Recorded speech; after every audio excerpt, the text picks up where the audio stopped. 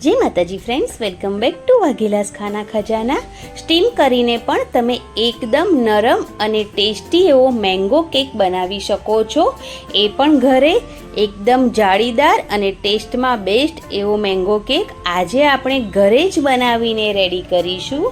तो तमने जो मारी रेसिपी गमे अने तमे हजू सुधी चेनल ने सब्सक्राइब ना करी होय फ्रेंड्स, तो प्लीज चेनल ने जरूर थी सब्सक्राइब करी लेजो। लाइक, कॉमेंट अने शेर जरूर थी करजो। एकदम इजी रेसिपी छे। तो चालो मैंगो केक बनाववानी शरूआत करी लईए। तो सौथी पहला एक मोटो बाउल लई लईशुं अने तेनी अंदर अर्धी वाटकी रूम टेम्परेचर वाळुं दूध एड करीशुं। तेनी साथे अर्धी वाटकी खांड एड करी छे। मैं जे दळेली खांड आवे ते अर्धी वाटकीथी ओछो मिल्क पाउडर एड कर्यो छे, 5 થી 6 चमची जेटलो। तेनी साथे अहींया मैं एक मैंगो ने पीसीने रेडी कर्यो हतो, तेनो पल्प तेने एड करी दईशुं। कोई पण केरी तमे लई शको छो, तेनो पल्प काढीने तेनी साथे अहींया मैं येलो फूड कलर एड कर्यो छे, जेथी खूब ज सरस एवो कलर आवे। 1 થી 2 चमची जेटલું अहींया मैं घी एड कर्યું છે। તમે તેલ અથવા તો બટરનો ઉપયોગ પણ કરી શકો છો। હવે બધા જ ઇન્ગ્રેડિયન્ટ્સને એકદમ સારી રીતે મિક્સ કરી લેવાના છે। બિલકુલ લમ્સ ફ્રી બેટર બનાવીને આપણે રેડી કરવાનું છે।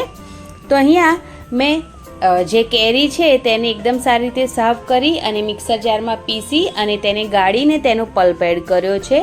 હવે એકદમ સારી રીતે લમ્સ ફ્રી બેટર રેડી થઈ ગયું છે। હવે ગરણી મૂકીશું અને તેની અંદર 1 વાટકી મેંદો એડ કરીશું। તેની સાથે 1 ચમચી બેકિંગ પાવડર લીધો છે અને એક જ ચમચી મેં અહીંયા બેકિંગ સોડા લીધો છે। ત્રણેયને એકદમ સારી રીતે મિક્સ કરીને આ રીતે તેને ચાળી લેવાનો છે। ચાળણીની મદદથી એકદમ સારી રીતે ચાળી લઈશું તો તેમાં લમ્સ બિલકુલ નહીં આવે અને જ્યારે આપણે તેનું બેટર બનાવીને રેડી કરીશું તો લમ્સ ફ્રી બેટર બનીને રેડી થશે। હવે એ તો ચડાઈ ગયું છે, પણ જે આપણે પલ્પ રેડી કર્યો છે તેને પણ એડ કરી દઈશું ચાળણીમાં અને તેને પણ ચાળીને જ આપણે એડ કરીશું મેંદામાં।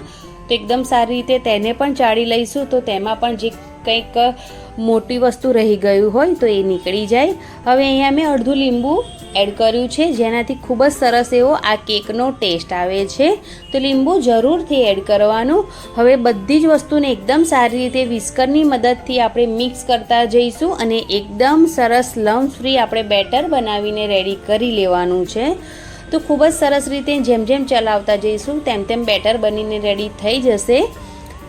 અને અહીંયા જો તમને બેટર થોડું ડ્રાય લાગે તો તમે થોડું દૂધ એડ કરી શકો છો। તો એકદમ સરસ રીતે બેટર મિક્સ થઈ ગયું છે અને આ જ રીતનું આપણે બેટર બનાવીને રેડી કરવાનું છે કેકનું। હવે કોઈ પણ આપણે કન્ટેનર લઈ લઈશું અને તેને ઘી અથવા તેલથી ગ્રીસ કરી લેવાનું છે અને તેની ઉપર થોડો મેદો છે તેને સ્પ્રિંકલ કરી લેશું, એટલે જ્યારે આપણે કેક રિમૂવ કરીએ તો આરામથી જે કેક છે તે રિમૂવ થઈ જાય અને તળિયે ચોંટે નહીં। તમે પ્લાસ્ટિકનું, કાચનું કે કોઈ પણ તમારી પાસે સ્ટીલનું કન્ટેનર હોય તો તમે લઈ શકો છો। જે પણ કન્ટેનર હોય તમારી પાસે તેને એકદમ સારી રીતે ગ્રીસ કર્યા પછી જે બેટર આપણે રેડી કર્યું છે તેને પાથરી દેવાનું છે અને એક સરખું તેને ફેલાવી લેવાનું છે। આ રીતે ચમચની મદદથી એકદમ સારી રીતે તેને ફેલાવી લઈશું આપણે તો આરામથી જે બેટર છે એકદમ સરસ ફેલાઈ જશે।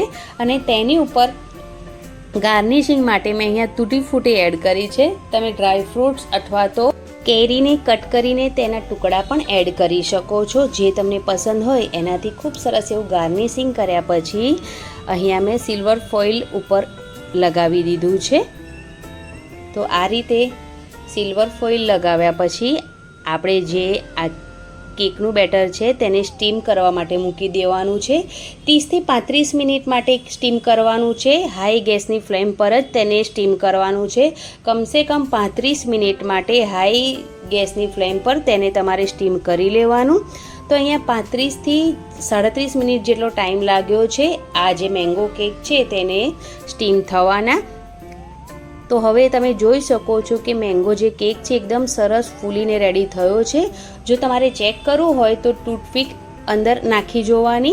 જો ટૂથપીક એકદમ ક્લિયર બહાર આવે તો મેંગો કેક એકદમ સરસ સારી રીતે સ્ટીમ થઈ ગયો હોય અને જો ટૂથપીકમાં થોડું ઘણું પણ મેંગો કેક બહાર આવે તો તેને થોડીવાર વધારે સ્ટીમ કરવાનો.